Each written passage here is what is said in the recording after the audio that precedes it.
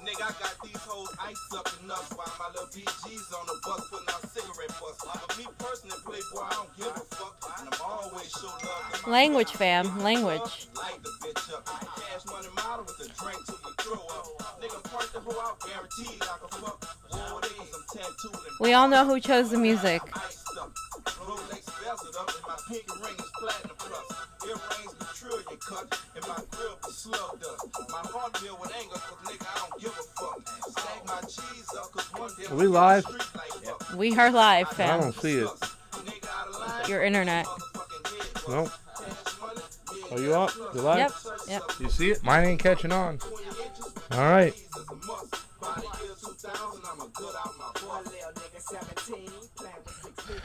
Ladies and gentlemen, welcome back to the Convo Couch. I am Pasta Jardula. I am Fiorella.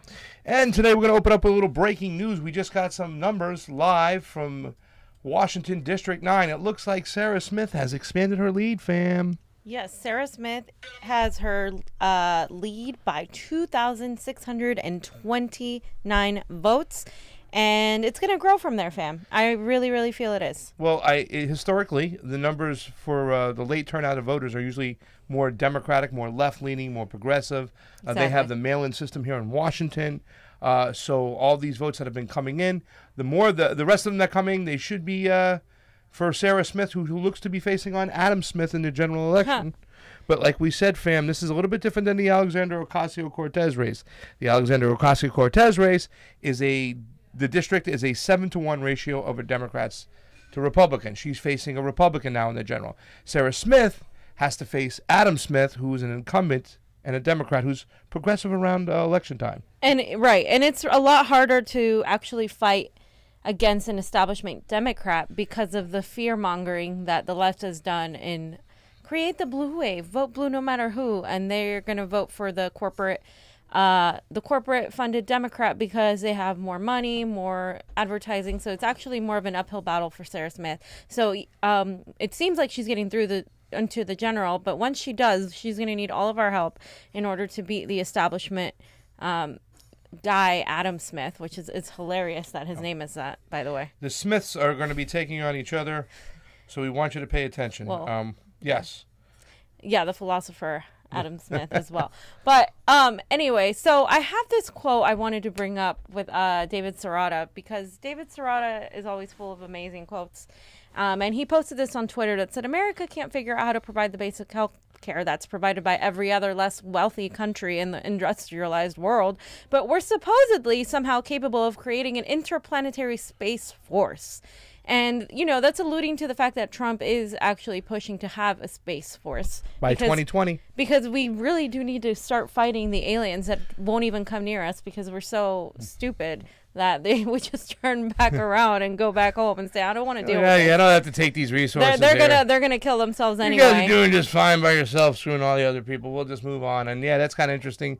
2020, it's late. We don't have enough money, you know, for the things we need over here. We're gonna have a space fast in 2020, according to Mike Pence. But that's the money that, you know, we give into the military-industrial complex is also going to go to wherever these people want, and that's another thing. Like, that's what Democrats are also voting for. It's both of them.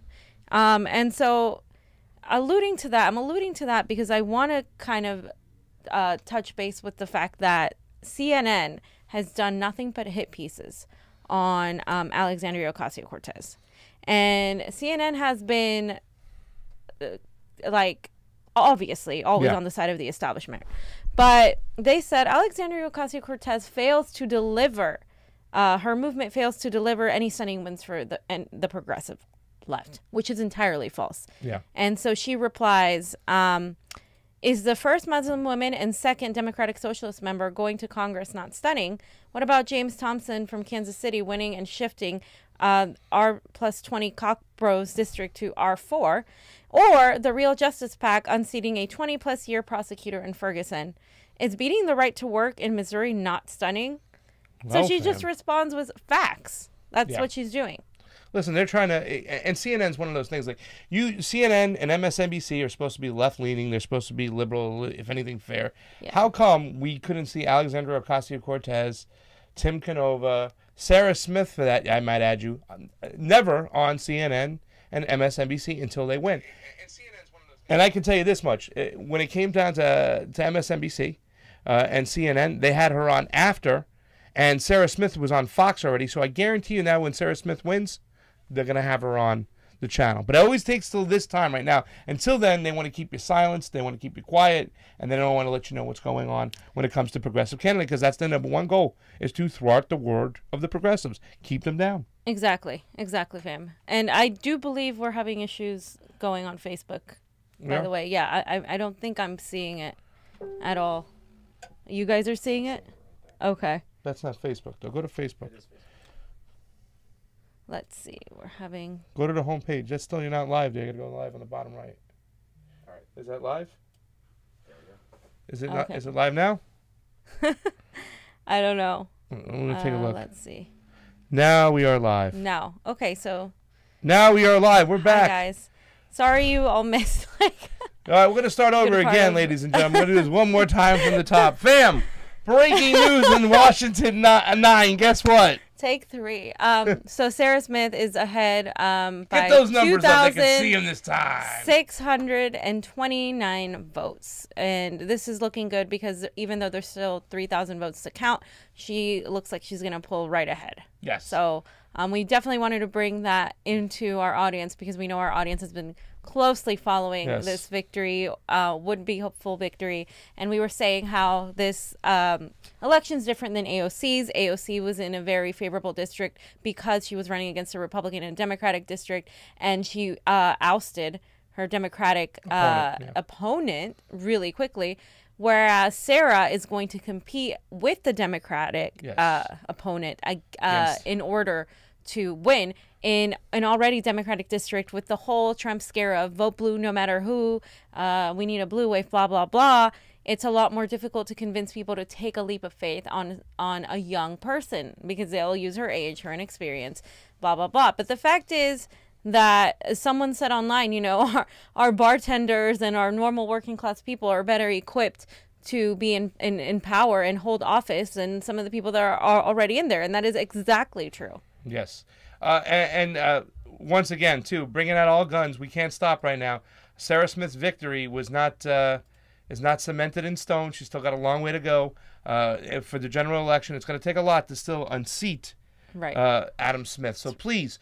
So once she gets through the general, we need to help her no matter what. And I think those of us on the West Coast are going to do our best, especially to help her, because I don't know if you've noticed, fam, but the West Coast, Washington and California do seem to be leading a lot of the progressive movement, as well as movements in New York and the Northeast as well. So. I mean, I think it was great what New York did, but, you know, you always got to look to the West. We got a lot of momentum out here when it comes to progressive politics. Let's get on, fam, to your other thing. Who's that guy? David Serrata? So David Serrata is always tweeting really great things, and in response to Trump's, you know, desire to hold a Space Force out in space to combat aliens or whatever he thinks we should combat.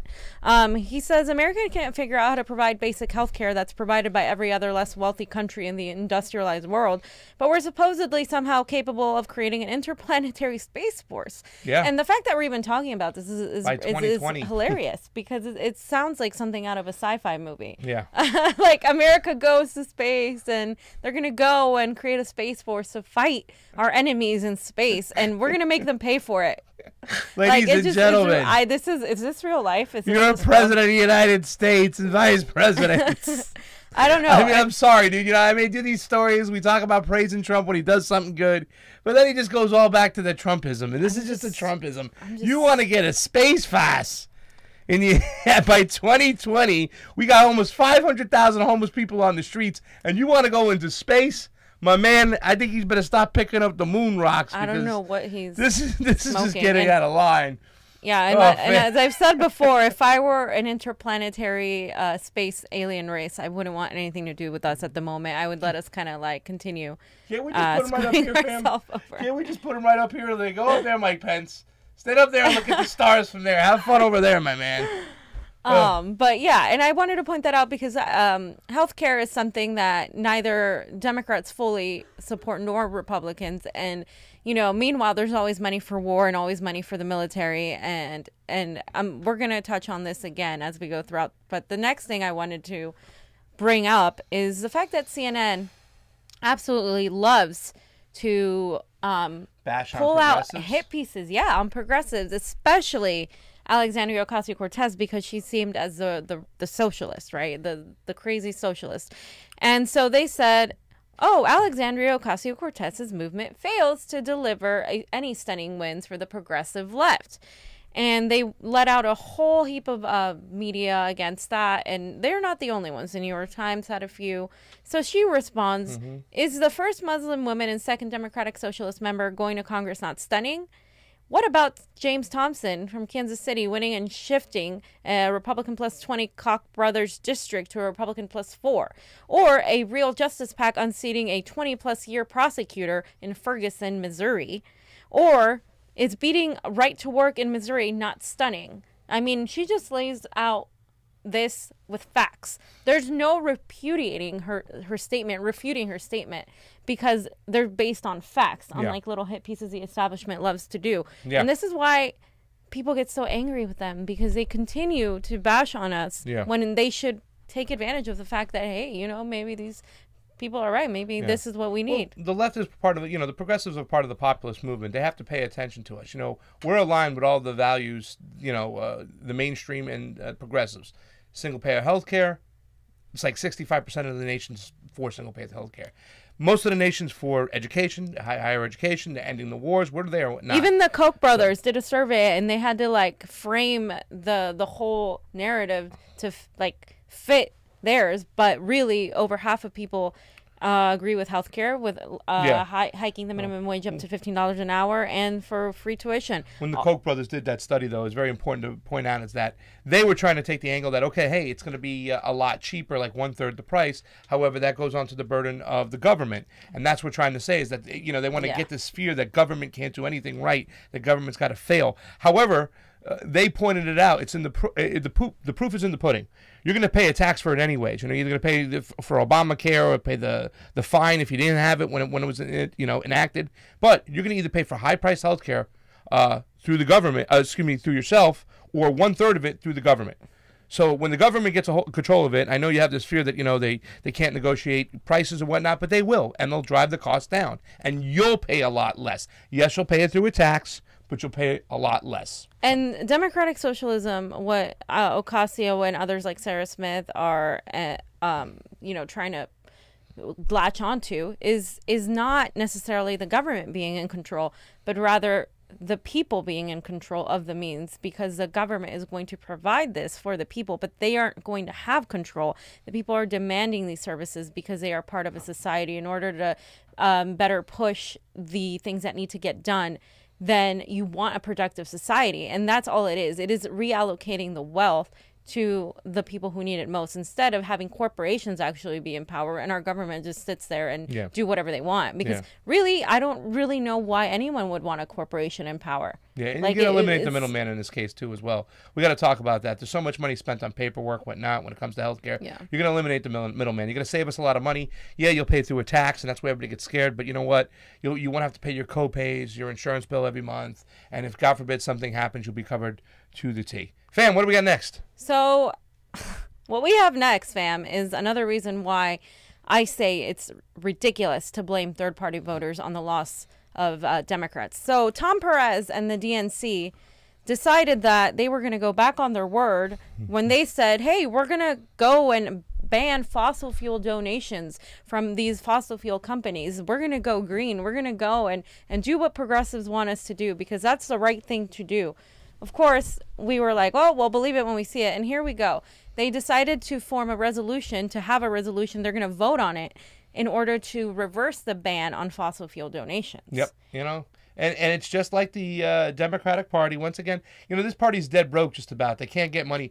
People don't want to donate to them anymore. They don't want to spend their hard-earned money hard-earned money and give it to the Democratic Party because they don't stand for the values and they don't support the policies for the little guy, for the workers. So what do they have to do? They got to turn their back on the rules that were made, and they got to go back and get fossil fuel money. It's not like they weren't fracking the hell out of the place anyways. It's not, this does not surprise me that much. But once again, seeing Tom Perez's face, and hey, this can tell you the state of the Democratic Party as far as leadership is concerned. It is definitely falling by the vine. Yeah, and so it says that Tom Perez says that the party supports fossil fuel workers and will accept donations from employers' political action committees.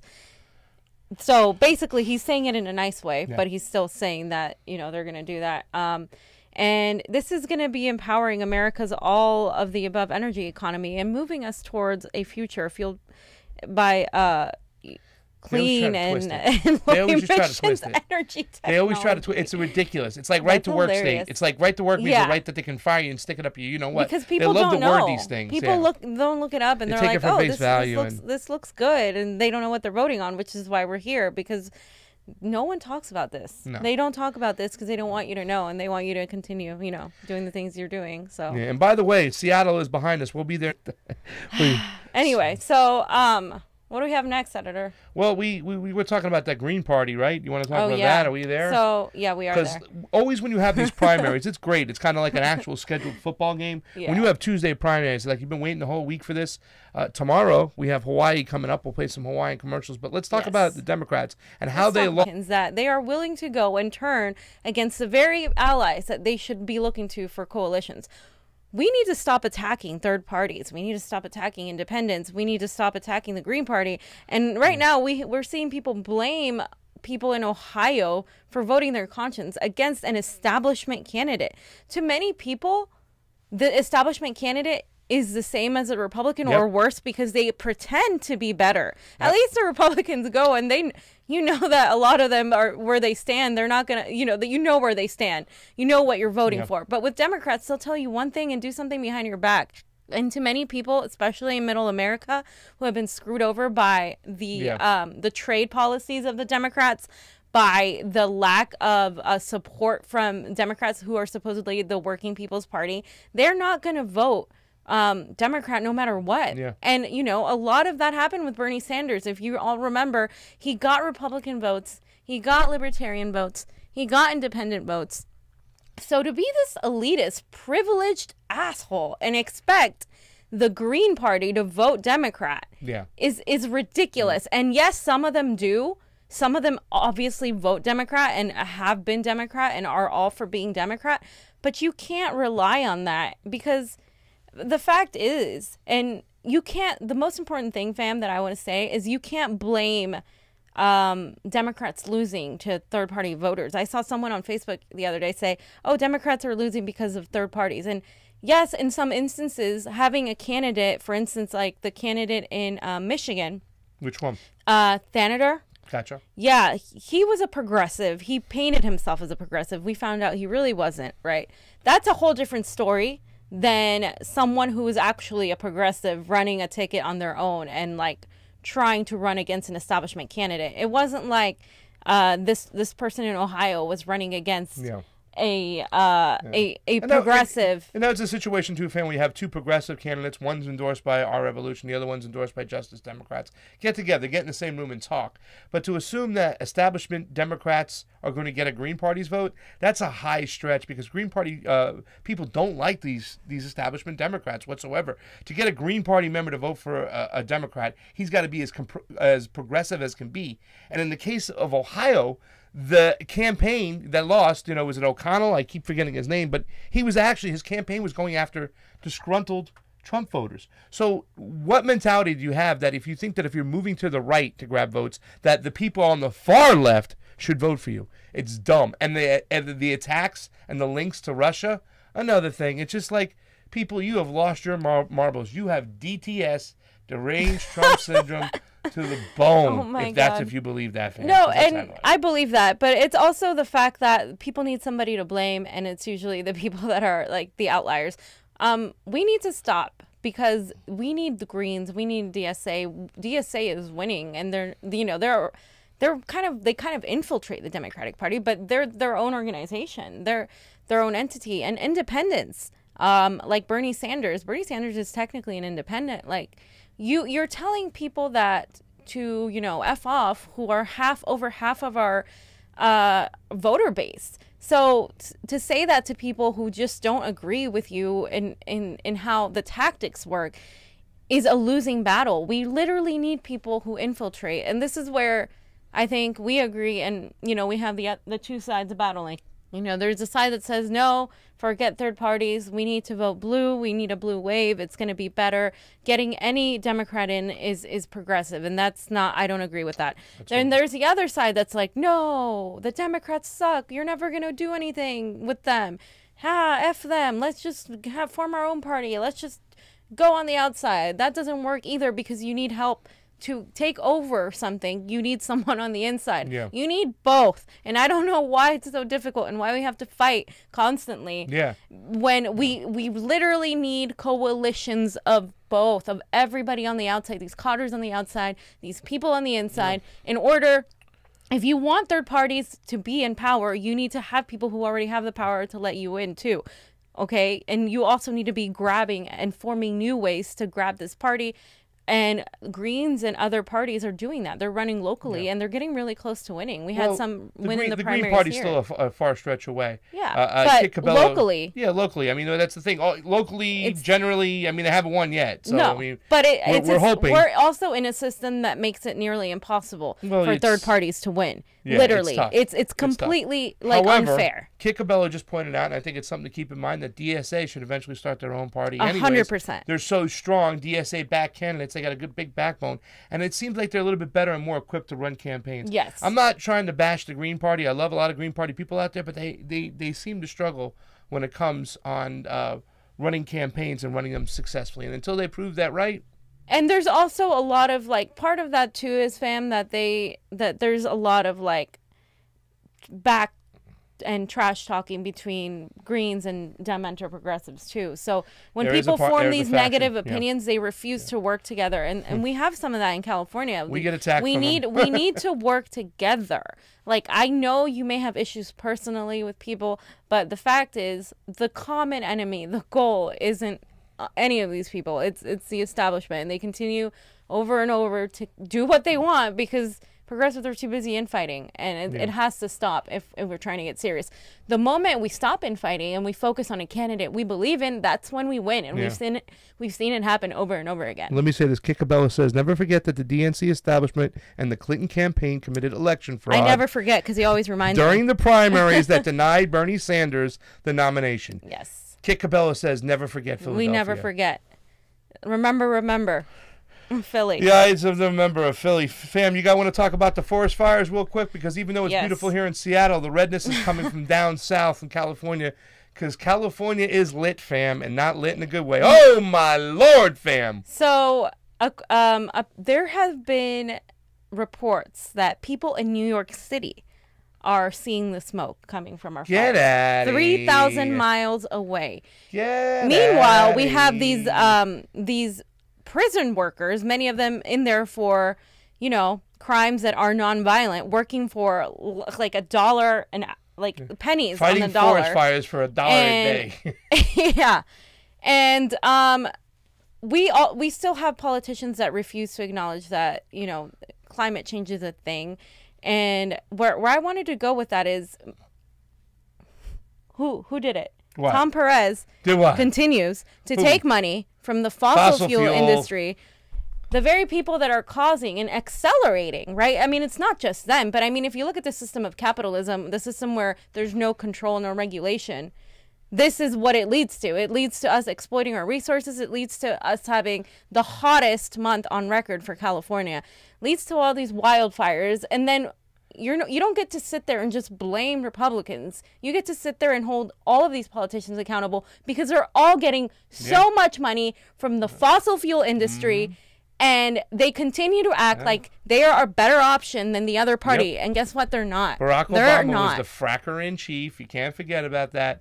Fracking went apeshit crazy under his presidency, and everybody was. I think there was somebody fracking upstairs in my front lawn yesterday, trying to find some oil up there, trying to shake things And loose. the last thing I want, fam, is for us to go on a trip and have to deal with earthquakes and shit, because there's been a lot of movies like we got a lot of things. We got earthquakes, we got fires, volcanoes. We got now space fast coming after us. There's volcanoes in Hawaii, volcanoes, by the way. We're under attack, fam. The progressives are under attack. Well, we're under attack by Mother Nature because we're not taking care of her. And I know that sounds to a lot of people like, oh, look at this hippie. But listen, we need to take care of our planet. And obviously, when we continue to allow ourselves to be beholden to the fossil fuel industry, we're getting nowhere. And that's exactly why we need people who refuse to take on money from fossil fuel industries and who ban fracking. I love what Delaney Easton had to say. You know, she's had her issues in the past, but she said, one of my opponents said, ban new fracking. I say ban all the frickin' fracking. All the frickin' fracking. Ban all the frickin' fracking. So, fam, we got an election coming up, a primary coming up tomorrow in Hawaii. And let me say, big ups to Hawaii for doing their elections on a Saturday when people can get out. Yeah. This is how you know that they want the youth. They don't want the youth voting. They want you consumed. They don't even have a national holiday. This is why 50% of the electorate for us votes compared to other countries at 80%, because we don't have it on national holidays. We don't have it on the weekends. You can't do it online. So Hawaii is coming up tomorrow. Fam, do you got anything to say before we run these Our Revolution endorsed commercials? No, let's see the commercials. Because I know your friend's on it. Take a look. Here we are. I'm Matt Lepresti. I'm running to be your State House representative from Eva Beach. I want to take a minute of your time to tell you about myself and why I'm running for office. This is my home in Ocean Point in Waikale. This is my family. Are my kids cute? Here's where I teach Asian philosophy, ethics, and critical thinking. And my wife's alma mater, where she taught for 8 years and earned Central District Teacher of the Year. And this is our church. Our keiki deserve AC in schools that aren't overcrowded. There's a lot more we can do to improve the evening commute and bring back the limu to improve the health of our reefs. I'll support healthcare here in West Oahu, so our kupuna, like my grandma and grandpa, Stephen Ruby Avila, can establish food security for their future.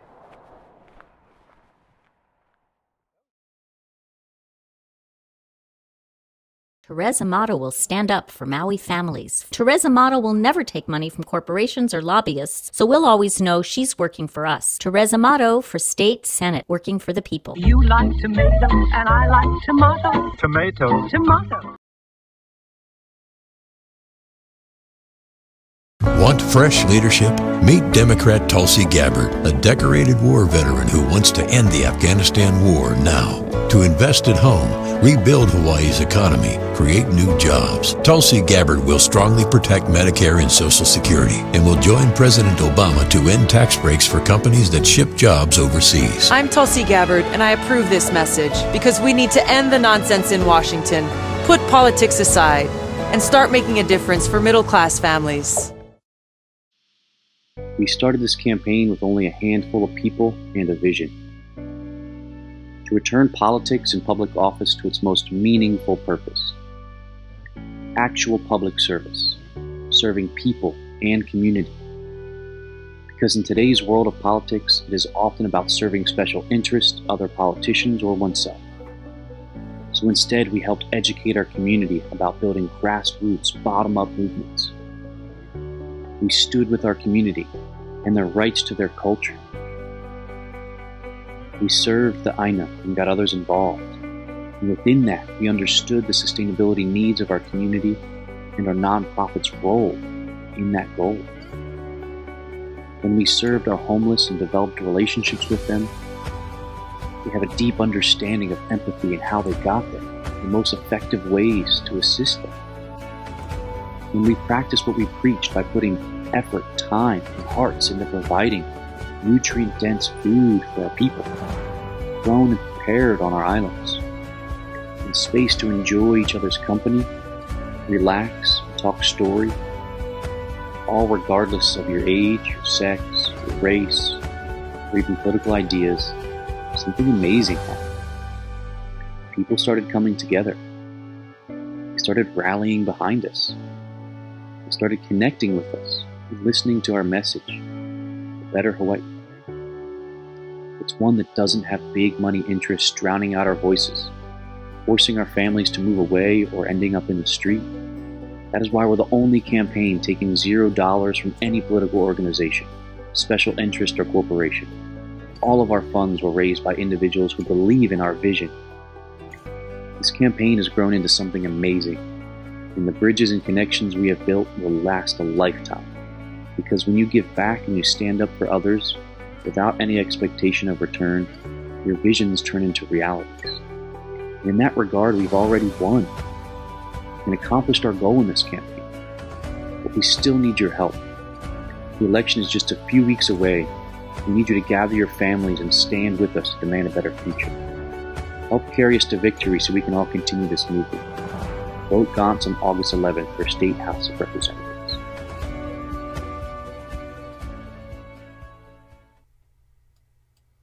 Hello, I'm Pasta Jardula, and welcome back to the Convo Couch. Millennials, you're getting screwed. Hey, let me repeat that again. Millennials, you are getting screwed. And the baby boomers love to point out that they think that you are the most entitled, self-centered, Pokemon chasing, avocado toast eating, lazy generation out there. Yet the baby boomers and the traditionalists never own up to what they think are responsible for handing you the government and your everyday economic struggles. And these baby boomers and traditionalists, they were able to benefit from all the New Deal policies handed to us by the last Democratic Socialist in office, FDR. A middle class was created through these policies, and it was considered to be one of the most balanced and fair economic times throughout the 1900s. The rich then had to pay their fair share, and even the 1% had to pay around 90% of their gains even when Eisenhower left office. But ever since the major overhaul of the tax cuts for the rich, by who the right refers to as their political hero and social genius, Ronald Reagan, you've been getting kicked square in the nuts. And it didn't just end with good old Ronnie.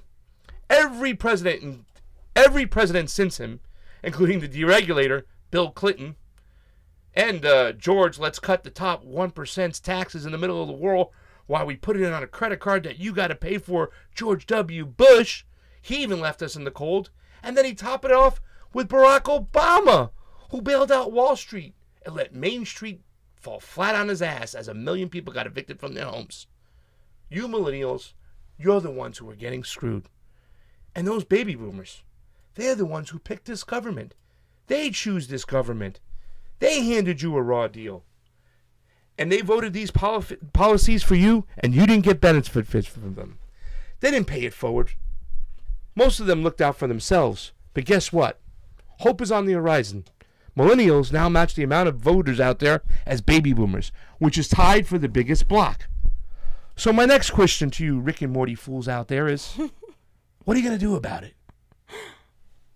Fam, I'm sorry I stuttered a little bit over there, some of it, whatnot, but I think we got the gist of it. Millennials, right now, I was watching with Max Kaiser the other day. They're taking it so hard because all the policies, all the government was elected by all these baby boomers before them, and they didn't hand them a good deal. Not at all, fam. And this is something I am always getting into trouble with discussing with people online, because you always run into the people that say, well, you just need to work harder. And the fact is that it would be like someone running a marathon and them letting you letting the other person get ahead by like 100 miles at least, and then you starting and you have like one leg and maybe like one arm and one little bit of water. That's kind of like the advantage that we've been given. The fact is, millennials were born in an era right after Reagan's economics that literally destroyed set the scene for our economy to be destroyed, then taken over by the neoliberal policies of the Clinton years, and then Obama, and so on and so forth.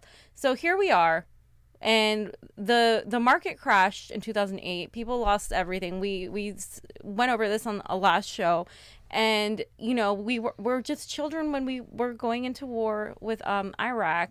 And now we're here, and we have student debt. We have a market that hasn't fully recovered. We have a growing financial housing crisis with, gentrification, homelessness. We are burdened by debt. The economy isn't allowing for higher paying jobs. Wages are stagnant. We have no health care. We have absolutely no Social Security in our future because it's going to be gone by the time we get there. And then we have people who are dying and who don't care because you know what? Like, it takes a really moral person to care about what's going to happen after they're gone.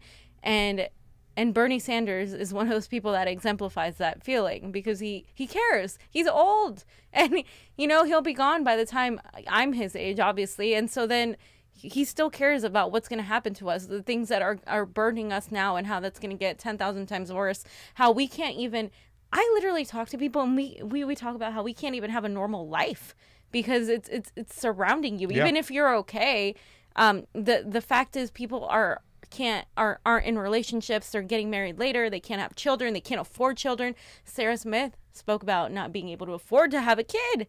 Yeah. It's like, because it's like, why would you bring a child into this world, you know? Yeah. And so people like to harp on the fact that we live with our parents or, you know, we depend on them financially.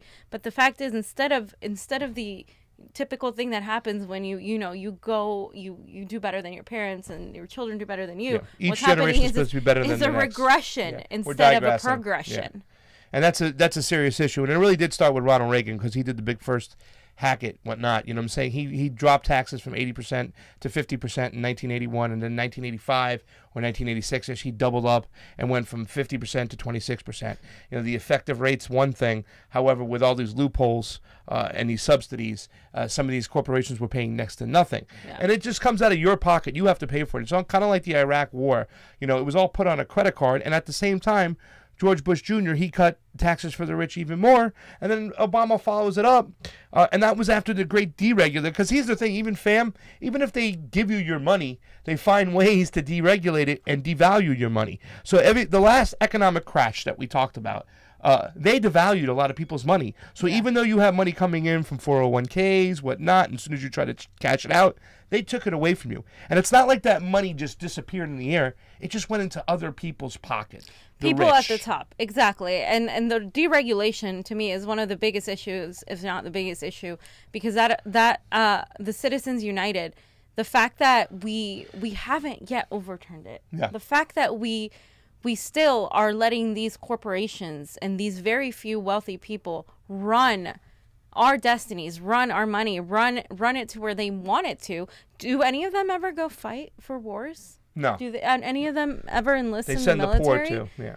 I mean, this is like classic, like medieval, like bullshit. Like, go watch Game of Thrones and see what this is, because this is literally happening, and it's comical because it's so sad. And, you know, we are screwed. And anytime we speak up as a generation, you know, we are told, like, we're entitled. And because we have phones and technology, well, we have phones and technology. That's the only thing that's saving us. That's creating a community for us to be like, hey, there's a reason why a meme that talks about how millennials are so shat on, basically, went viral, because a lot of people feel that. They feel it and they don't know what to do and they're stuck. And I think the key is to just keep moving forward and keep educating yourself and keep getting involved as locally as possible, because locally is where everything starts. And the millennials, you got to step up. This is your time right now. Listen, if you sit back and you stay stagnant, you're going to get screwed. I don't want to say that all the baby boomers are bad. Once again, this is a majority of them. We know some great baby boomers and traditionalists, baby boomers like Lawrence Steiner, who's always out there fighting for the small person, whatnot. But for the majority, they're going to look to protect their own well-being, their own finances, whatnot, and that leaves you out in the cold. Yeah. They're not paying it forward as a group, you know. And so it's not just about going out and vote. People say, hey, go vote. No, you got to be educated. You got to learn. You got to listen. You got to do your due diligence. And I know it's tough, because even Stephen Wolfbrand just put out, it's like you have to drive Uber after you work 2 different jobs just to get off, just to make ends meet, just to make money, just to pay rent, just to feed yourself, and maybe put away a couple bucks for your kids' college if you're lucky. And it's just a struggle time after time. And Claudia Perez posted something the other day about the how much rooms are costing here.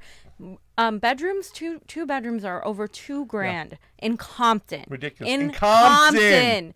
Like, are you kidding me? And people are like, well, why don't you just move out of California? Okay, that's like, you know, putting a Band-Aid on an artery that's like spewing out blood, because it's not really solving the problem. The core problem is the fact that our wealth distribution is not fair. It is top heavy, and we need it to be more distributed. And And we need to do this by having people who, businesses who are friendly, co-ops who are friendly. There are such things like that. There's just not very many here in America because our capitalism still infringes on it. And it's really hard to develop a system that's more socialist when capitalism always has its reins on it. So therefore, that's why so many people want to abolish capitalism. But I think the way things are set up, we need to still have a sort of stepping stone in order to get people on board, in order for people to understand that this isn't going to kill your job. This is rather going to ensure that it lasts longer and that more people are working and being able to afford living normally instead of having 4 jobs to try to make a living. And it's the Band-Aids that you talk about, fam. My mom says the same thing. Why? You live in the most expensive place to live. Whatnot. It's like, yeah, well, the salaries are better. I lived in Florida where it's not as expensive to live, but guess what? There's no money there. There's no salaries. And there's not that many jobs being developed. I mean, and Iowa, Idaho, like all these places, like, I'm sorry, I shouldn't have to live in a place where there's absolutely no one for me to, have to have a normal living. That's not the answer. The answer is, the fact is we have many empty homes here in Los Angeles. We have many empty homes all over, but people can't afford them. And that's the problem. They can't afford them. So and the number of homeless just keeps growing. You have all these empty apartments, all these empty houses. And meanwhile, in California, in Los Angeles, you have 60,000 homeless people on the street. 1 in every 4 are a vet, and 40% of these people have jobs. And just pull That? yourself. 40% of these people have jobs. Pull yourself aside a little bit, outside of politics, outside of any kind of documents, any kind of law, and think as a human being. Does it make sense that we have empty boxes, empty buildings with everything in them, while there's people right outside those buildings? I mean, yes, there's a process to things. Yes, there's a system in place. But really, step outside of that system and think, this doesn't make sense logically, regardless of what you believe in, regardless of your political affiliation. It's just not logical. And the key is to build bridge housing, to build affordable communities, affordable housing that help people get back into society and be productive members of society. Why do we want, as business people, to have people who aren't contributing to society? Because you know where that burden is put? On all of us who are contributing to society. And therefore, nothing ever changes. It's this repetitious, repeating cycle that never ends. It never does end, fam. You know what has to end here, fam? We do. You do. You know why? Because fam's got to go make the money to pay the bills.